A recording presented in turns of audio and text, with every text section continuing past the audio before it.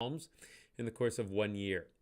This past week's readings were Psalm 52 through 54. If you want to join us on that journey through the Psalms, you can contact our church office or also stop by our church library and pick up a Psalm schedule. I want to focus on Psalm 52 in particular because it is a highly personal psalm, a psalm that is written for a very specific context. You might remember that David, who wrote this psalm, was on the run from King Saul. Saul, king of Israel at the time. David had been anointed a king, but yet not yet king. And Saul is jealous of David and out to get David. And so we hear this superscription where Psalm 52 begins. It gives us the reason, the context for this psalm. It says, "To the choir master, a maskil of David, when Doeg the Edomite came and told Saul, David has come to the house of Ahimelech." So this account takes place in 1 Samuel chapter 21 and even into chapter 22. So it's kind of cool that we have the whole account of 1 Samuel, but then we hear this song that was written by David that relates to the account. David had sought refuge with Ahimelech, the priest, and Doeg, who was a servant of Saul, one of his chief herdsmen, sort of tells on Ahimelech for giving David refuge. And so Saul, jealous, bloodthirsty Saul, decides to kill Ahimelech, order his death, the death of his family, the death of other priests, the death of the people in the city of Nob where they were at. So just terrible thing, and all caused ultimately by Doeg. And so David writes this psalm lamenting those acts of Doeg.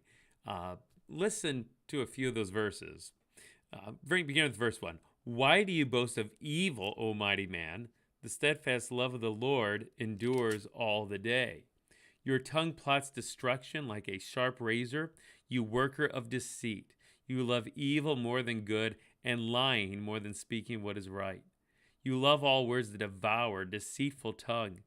But God will break you down forever. He will snatch and tear you from your tent. He will uproot you from the land of the living.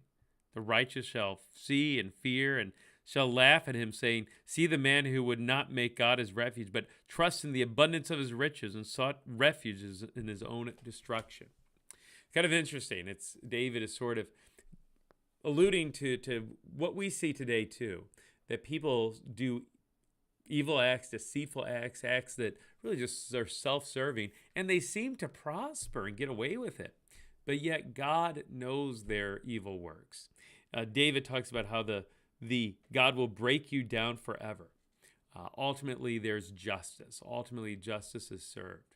We may not always see that with our own eyes. We might see evil prevail and evil works prevail, but yet we'll see that on the last day when Jesus returns and judges the living and the dead. Certainly, justice will be served for all there. And then we can still rejoice.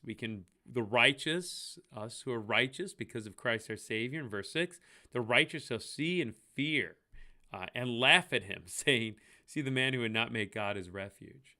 So let us be among those who do make God our refuge, so that we do not need to fear that judgment at Jesus' return. That even when this world seems to be upside down and the evil are rewarded, it seems, God is still in control. Jesus is still returning on the last day, and we still seek our refuge in him. God bless you as you continue to read through the Psalms. Next week, we will read Psalms 55 through 57. Looking forward to it. God bless your time.